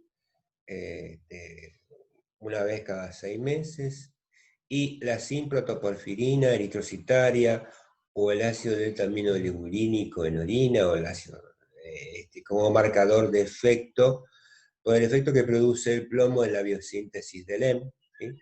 Ese nos va a dar idea de los efectos que producen la intoxicación crónica al plomo. La resolución 29503 dice que en los sujetos expuestos laboralmente al plomo es hasta 30 microgramos por decilitro. Fíjese, los valores normales, que en realidad serían valores poblacionales del plomo, porque no es un valor normal que uno tenga plomo en sangre. Todos estos valores, las concentraciones máximas permitidas en el ambiente laboral, las concentraciones máximas encontradas en el organismo consideradas normales, existe una tendencia mundial hacia la baja. Y cuando yo hacía mis primeras armas en la toxicología, y el plomo en sangre, nosotros tratábamos de hacerlo en orina, que es menos interferencia de matriz tiene que la sangre. Decíamos que el plomo en sangre lo normal era 40, cuando en realidad decíamos 40 porque nuestra metodología no nos permitía mucho más bajo que eso. ¿Sí? O sea, decíamos, informamos 40, 42, 38, cuando en realidad a lo mejor tenía 20. Lo leíamos como plomo, algo que no era plomo. Afortunadamente, como consecuencia del desarrollo de la aparatología, el aumento de la sensibilidad, ya empezaron a bajar los niveles, y ahora los valores normales, considerados poblacionales normales, están por debajo de los 10 microgramos por decilitro. ¿Sí? Fíjense que en aquella época nosotros considerábamos normales 40 microgramos por ciento, y en la actualidad el CDC de Atlanta sugiere que a los chicos con 10 microgramos de decilitro le hagan tratamiento para descontaminarlo de plomo. Fíjense cómo ha evolucionado todo, ¿no? Bueno, nosotros nos tocó participar en algunas situaciones complicadas, comprometidas, de contaminación. La primera vez que fue en conjunto con la cátedra de medicina laboral con el doctor Cohen, hubo una denuncia de contaminación ambiental acá en Piñeiro, donde había una fábrica que, digamos, esta más que fábrica era recuperación de baterías, que estuvo mucho tiempo en la lona total hasta que en el 2001, 2002, con el dólar de 1 a 3 y todas estas cosas, surgió que era competitivo, resultó ser competitivo. Recuperar el plomo de las baterías. Y bueno, en el 2004, 2005, no sé qué cantidad de baterías procesaban por día o por mes, no sé cuántas toneladas recuperaban de plomo por mes. Y si bien es cierto que tenían algunos, habían mejorado bastante. Y estaba esta recuperación de baterías, estaba cerca del pueblo, de Coronel Domínguez. Entonces, la gente empezó a quejarse porque por los humos, por el olor, por esto, por lo otro, y cada vez que iban los inspectores siempre daban valores normales, hasta que una muestra de sangre de un chico que nos mandaron a nosotros dio plomo alto, y ahí se armó el gran lío. Entonces participó el Ministerio de Salud, el Ministerio de Trabajo, no sé, un lío. Entonces se clausuró la planta en pocos días antes o después de Navidad. Y entonces se decidió hacer un control, sobre todo a la edad más crítica, que eran los chicos menores de 10 años. En esa población de alrededor de 1000 habitantes había alrededor de 110, 120 chicos con esa edad, menor de 10 años.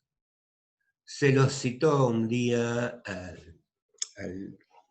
al Sanco de ese pueblo, y fueron 84 de los 110 o 115 chicos. O sea, era un número bastante representativo. Este fue motivo de un trabajo que se publicó, que se presentó en el Congreso Internacional en Bolivia, que fuimos a presentarlo con Jorge. Y de esos 84 chicos, el 90% estaba por debajo de los 10 microgramos por ciento, que era lo que establecía como valor normal. Pero habían unos 4 o 5 que superaban, y sobre todo había 2 chicos que eran hermanitos, que vivían, eran los hijos del casero y que vivían en la zona más cercana, que eran los más contaminados. Entonces, también con la participación del Ministerio de Salud, con el Ministerio de Trabajo.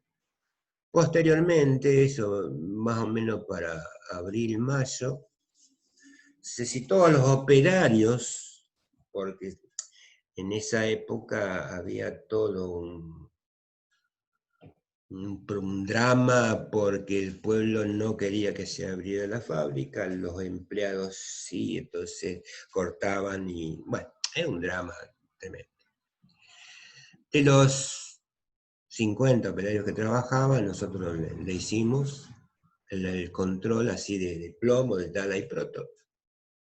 Y fíjense que 5 meses después de haber cerrado la planta, o sea, de que estos operarios no estaban en contacto con el plomo, acá casi el 80% de los 48 tienen valores de plomo en sangre por encima de lo que la Superintendencia de Riesgo de Trabajo establece como valor biológico de exposición al plomo en estos operarios.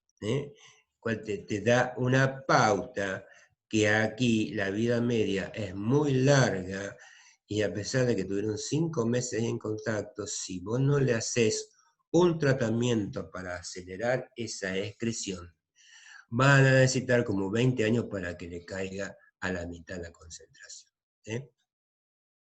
Dice que había algunos que tenían 60 o 70 microgramos por ciento aún mucho tiempo después. ¿Cuál es? Después, en otra denuncia también que tuvimos que participar, acá en la Nueva Baigorria, era una empresa que se dedicaba a la elaboración de no sé qué cosa de la electricidad, que también el ruido, las vibraciones, nunca le daban bolilla hasta que alguien apareció un chico supuestamente intoxicado, entonces se armó un revuelo grande, y los chicos iban al hospital de Nueva Baigorria, sacaban la muestra, entonces la mandaban a nosotros. Fíjese, de los 11 chicos, el 90% estaba dentro de los valores normales. Después también con una orden judicial fuimos a la empresa, sacamos muestra de sangre a los operarios, y todos, es decir, casi el 80%, o sea, de los 21 creo que uno tenía 11 o 12 microgramos por ciento. O sea, eran valores poblacionales, estaban por debajo de los 30 microgramos por ciento. Entonces acá uno puede decir, si los operarios que están en contacto supuestamente con el material contaminado están dentro de los valores normales, evidentemente los niños también tienen que estar dentro de los valores normales. Y en el caso anterior, los chicos, digamos, estos eran obviamente los dos hermanitos, uno de 4 años y otro de 1 año y pico, o sea, no tenían nada que ver, no estaban en la fábrica, obviamente. O sea, esto da la pauta de que los chicos tienen una mayor avidez por el plomo que los adultos. Si el papá que trabajaba allí a lo mejor no estaba contaminado. ¿Sí? Y los otros que tenían por encima de 10 estaban relacionados, eran directamente proporcionales a la vecindad de la planta. Es un trabajo interesante. El cromo es otro metal pesado, también muy utilizado en la industria, tiene distintos grados de oxidación. Acá, para el cultivo de cueros, adición de cromo a ladrillos refractarios. Y el hecho de tener varios estados de oxidación hace que, por ejemplo, el más 3 es esencial. El que es cancerígeno es el cromato, el más 6. Eso dio incluso origen a una película, que es la historia real de una fábrica que utilizaba cromo en Estados Unidos, que trabajaba Julia Roberts, no me acuerdo cómo se llamaba la película, pero interesante. Y la exposición crónica, bueno, el cromo es un cancerígeno, el cromo 6, los cromatos, sobre todo los que tienen cromo insolubles, ¿sí? Y pueden dar dermatitis, perforación del tabique nasal, por eso en el examen clínico, la espirometría, la rinoscopía, la radiología de tórax y la espirometría, es porque en el proceso se generan, digamos, calor y empieza a haber gotas, y bueno, eso puede dar lesiones en las manos, sobre todo, con un tipo de sema, y en la nariz. Y el mercurio, bueno, es otro metal pesado, que afortunadamente no tiene tanta importancia en la industria, pero sí es importante desde el punto de vista del medio ambiente, ¿no? El mercurio es otro ejemplo típico de que tiene distintos estados de oxidación, formación de sales orgánicas, y estas sales orgánicas son de cadena corta, como el metilmercurio, muy importante desde el punto de vista de la intoxicación alimenticia, porque el mercurio, cuando uno habla de mercurio, generalmente siempre habla de la bahía de Minamata, donde en esa aldea, que era una aldea de pescadores que vivían de la pesca y fundamentalmente comían mucho pescado, ¿eh? En los años 50, ¿no? Empezó a aparecer una enfermedad rara, donde los trastornos neurológicos eran muy importantes, nacían chicos ciegos, sordos o muertos, y no se sabía de dónde era el problema. Mientras tanto murieron más de 1000 personas, lo cual hace que, bueno, se siguió estudiando, hasta que llegaba a la conclusión que en realidad agua arriba o sea, en esa bahía desaguaba un río, un arroyo, que agua arriba en ese río había una industria que utilizaba algún derivado mercurial inorgánico.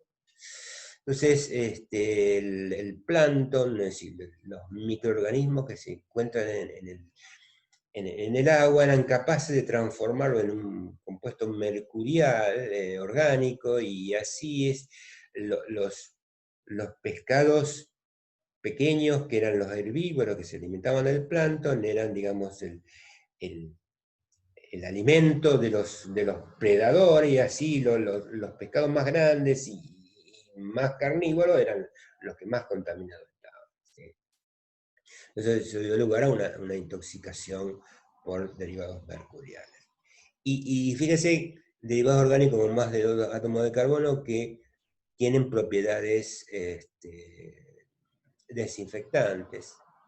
Y acá el problema se establece con los desinfectantes que se utilizan en las vacunas, y de ahí la gran fuerza que han tomado los grupos antivacunas últimamente, que se resisten a la aplicación de vacunas en sus hijos, porque no sé, hay algunos trabajos que, bueno, un tipo le sacaron el título en Inglaterra, que fue el que asoció, digamos, la presencia de este mercurio orgánico en las vacunas con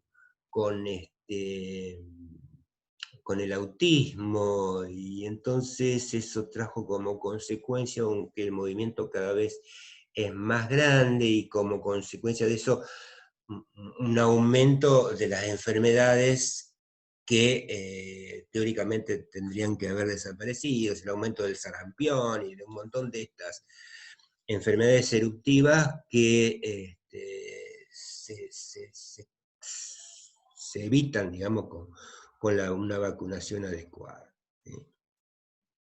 Entonces, existen distintas fuentes, y hay cosas que son históricas, como por ejemplo la fabricación de sombreros de fieltro, de la pólvora, de los usos militares.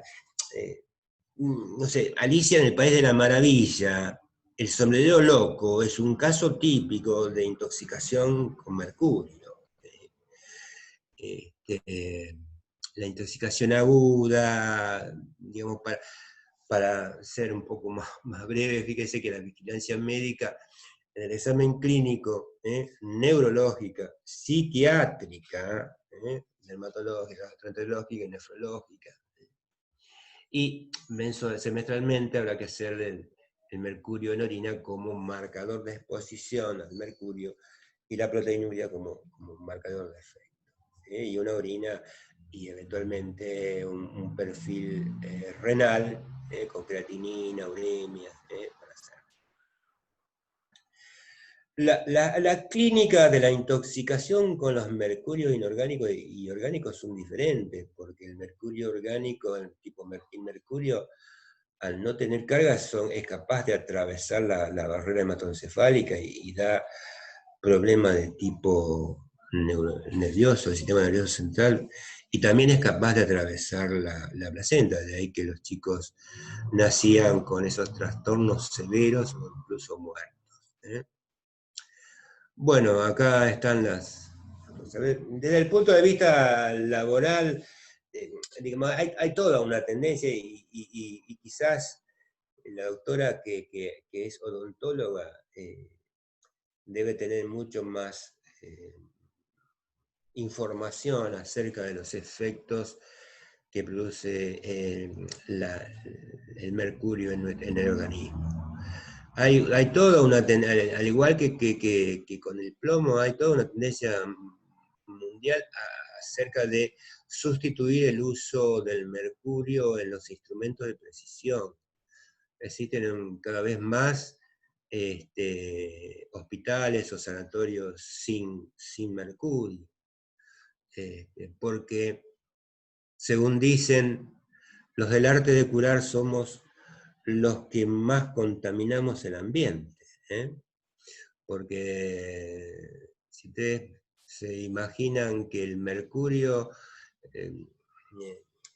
contenido en un termómetro y que se usa todos los días, 2 o 3 veces por día en un paciente, en un hospital o sanatorio donde tienen 20, 50 camas, y que se rompa 1 o 2 termómetros por piso durante un año, son quizá casi 1 kilo de mercurio. Que eso va al desagüe y eso va a contaminación general. Entonces, por eso es que dicen que los del arte de curar somos los principales contaminantes del medio ambiente otra vez. Pero también el mercurio se utiliza bastante en la minería a cielo abierto, el uso del mercurio para formar amalgamas con los metales nobles, tipo oro, plata. Hay cálculos estimativos acerca de la cantidad de plata que se utilizó para la cantidad de mercurio que se utilizó en la conquista española para sacar la plata. O sea que todo eso va al ambiente y va a contaminarse. También es importante, digamos, en la actualidad, y quizás ahora, cuando la semana que viene el doctor Betancourt hable sobre el mercurio y el cianuro, yo pienso que debe hablar fundamentalmente acerca de la contaminación del mercurio y el cianuro, el uso en la minería, ¿no? A cielo abierto. Los garrampeiros en Brasil, que utilizan el mercurio, eso van a contaminar los ríos, y bueno, después se contamina la población ingiriendo esos alimentos que están contaminados. Acá está, para ir terminando, ¿no? Está la clasificación de los grupos 1, 2, 3 y 4, ¿sí? Del IARC, pueden entrar incluso, es una lista que se renueva periódicamente, ¿sí? Dice el grupo 1, la evidencia ha probado que es un agente que se asocia con el cáncer en seres humanos. Punto. Está demostrado. El amianto, arsénico, benceno, formaldehído, la radiación ionizante, ¿sí? Consumo de tabaco, o sea, el benzopireno. No sé, pintor dice exposición ocupacional, los rayos ultravioleta, ¿sí? Del grupo 2, probable cancerígeno. Existe evidencia limitada de una asociación con el cáncer en ser humano, pero prueba suficiente en cáncer de animales. Tenés 58 agentes, incluyendo la peluquería, petróleo refinado. Fíjese, trabajo por turnos que implica trastornos circadianos. Gases de combustión de los automotores, lámparas bronceadoras. El grupo 2B, posible cancerígeno. Es decir, la evidencia es ilimitada de asociar el cáncer en los humanos y en los animales. El café, por ejemplo, combustible diésel, limpieza seco. El estireno, que es una materia prima muy importante para la elaboración de plástico. Campo electromagnético de baja frecuencia. Después grupo 3, que no se clasifica como cancerígenos. Y el grupo 4, que son no cancerígenos, que hay una sola sustancia que se sabe que no es cancerígena, que es la caprolactama. Pero bueno, que en realidad... y después, bueno, estas son cromatografías de monitoreos ambientales donde, digamos, esta es la imagen de una muestra de aire de una fábrica de calzado, donde ustedes ven que aparece así el tolueno en gran proporción. En otro sector aparece el tolueno y la acetona. En otro sector hay más importante el tolueno, perdón, aparece el etilacetato. ¿Sí? Son distintos sectores que con distintos pegamentos. Bueno, gracias. Este es un paisaje de... ¿Déjale? No. Un paisaje de la Reserva Natural de Baigorria. Muy interesante. No la sé que eso la sacó mi hijo, pero bueno. Está bien. Bueno, muchas gracias, chicos. Estoy a disposición de ustedes.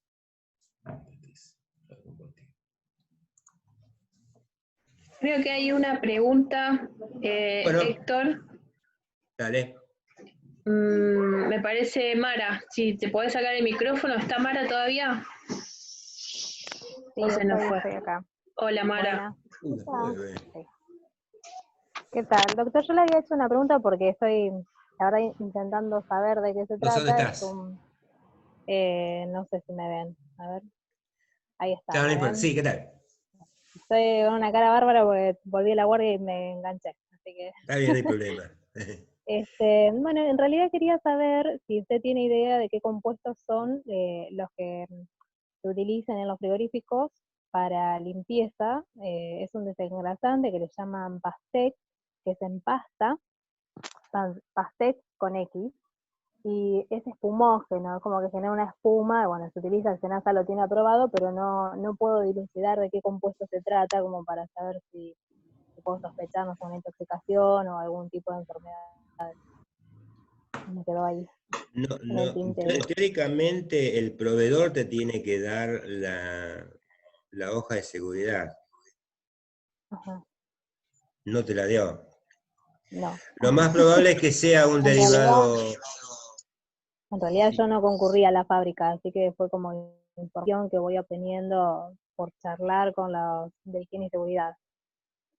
Y bueno, le Claro, pregunté de qué ¿viste? compuestos me dijo, y me dice, bueno, después te cuento, y como no me lo terminan diciendo. Sí, sí.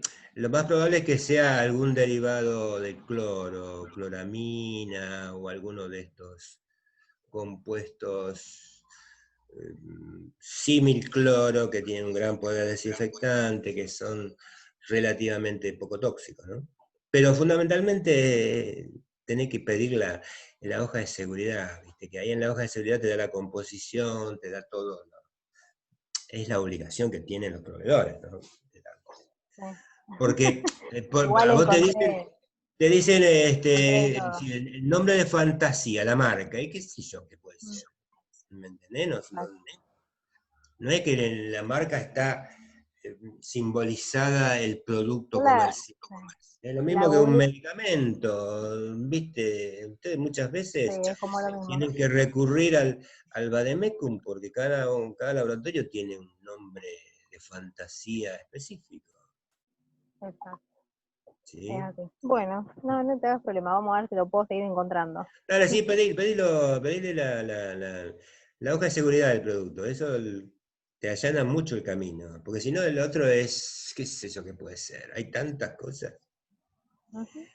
Pero me oriento hacia una cosa muy símil cloro, símil lavandina, digamos. ¿Sí? Bueno, gracias. No, por favor. No sé si hay otra 21. pregunta, le paso a otro. Sí, bueno, entonces, No hay más preguntas, me parece, Héctor. Bueno, sí. Se cansaron todos y se fueron. Les agradezco muchísimo y espero serles de utilidad.